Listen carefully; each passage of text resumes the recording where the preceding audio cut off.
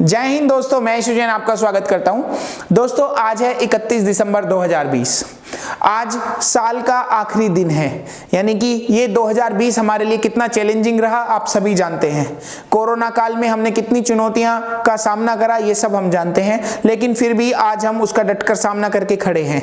2021 कल से शुरू होने जा रहा है। आप सभी को नए साल की बहुत बहुत सारी शुभकामनाएं। इसी के साथ हम अपने करंट अफेयर्स की कड़ी को और आगे बढ़ाते हैं। 31 दिसंबर में जो खास बातें हैं वो मैं आज आपके सामने डिस्कस करने जा रहा हूं। सबसे पहले मैं बात करता हूं लद्दाख की। लद्दाख में भारत का सबसे ऊंचा मौसम विज्ञान केंद्र का उद्घाटन हुआ है।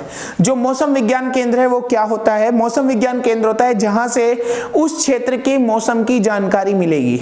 यानी कि लद्दाख के लगभग 10 इलाके ऐसे होंगे जिनके बारे में इस मौसम विज्ञान केंद्र से आपको जानकारी मिल सकती है। और ये इतनी ऊंचाई पर है जिसकी वजह से इसको देश का सबसे ऊंचा मौसम विज्ञान केंद्र कहा जा रहा है। यानी कि जो इसकी ऊंचाई है वो देखोगे आप तो समुद्र तल से लगभग 3500 मीटर है, 3500 मीटर, जैसा कि आप देख भी पा रहे होंगे 3500 मीटर। जो इसका उद्घाटन हुआ वो केंद्रीय विज्ञान एवं प्रौद्योगिकी मंत्री हमारे डॉक्टर हर्षवर्धन है, केंद्रीय मंत्री हैं। इन्होंने डॉक्टर हर्षवर्धन ने इसका उद्घाटन किया। 29 दिसंबर 2020 को इसका उद्घाटन हुआ था।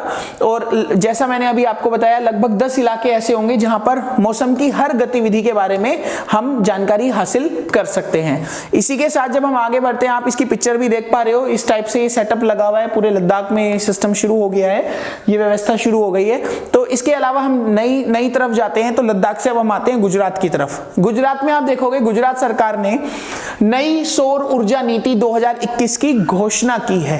तो यहां से जो करंट अफेयर बनता है वो ये बनता है, किस राज्य ने नई सौर ऊर्जा नीति का घोषणा किया, मतलब नई सौर ऊर्जा नीति की घोषणा की।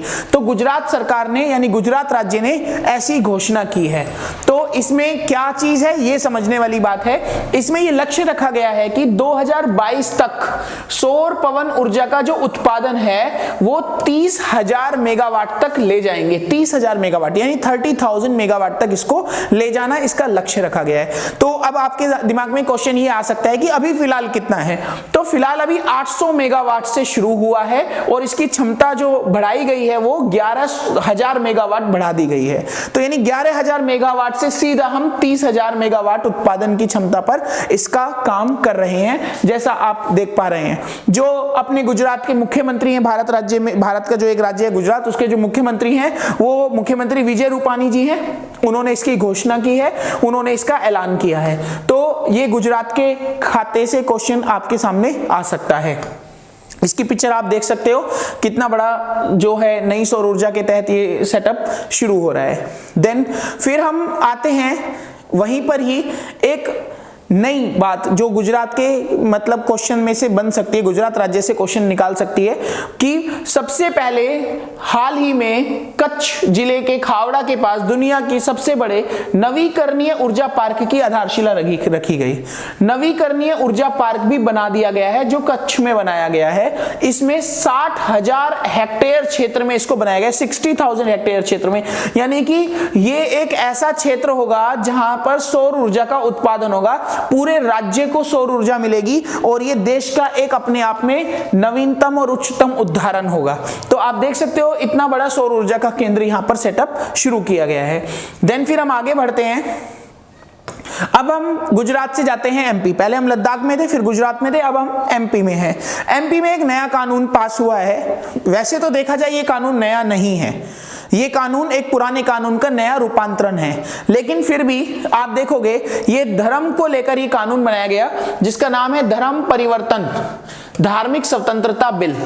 यानी कि 2020 में ये धार्मिक स्वतंत्रता बिल मध्य प्रदेश यानी एमपी में लागू हुआ है।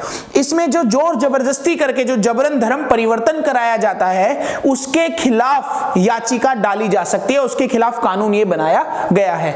ये कानून के अंदर SC ST हो या कोई नाबालिग हो, किसी को भी बहला फुसलाकर जबरदस्ती या फिर जो लव जिहाद जैसी चीजें होती हैं जो मध्य प्रदेश में बहुत ज्यादा चल रही हैं, तो उन सब चीजों को लेकर ये कानून बनाया गया है। पहले ये कानून 1968 के आधार पर बना था, 1968 का अधिनियम था ये, अब इसको नया रूप मिल गया है। यानी 1968 का जो धार्मिक स्वतंत्रता बिल अधिनियम था वो अब 2020 हो गया, यानी 1968 वाले को ही बदल के एमपी गवर्नमेंट ने इसमें चेंजेस किए हैं।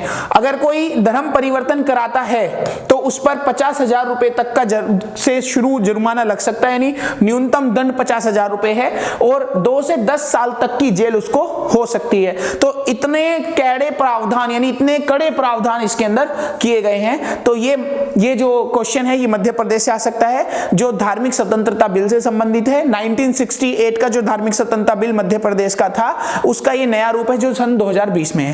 तो दोस्तों आज जो हमने बात की है उसमें important current affairs, important news यही है। फिर हम नई न्यूज और नए करंट अफेयर्स के साथ आपसे मिलते हैं। जय हिंद, जय भारत।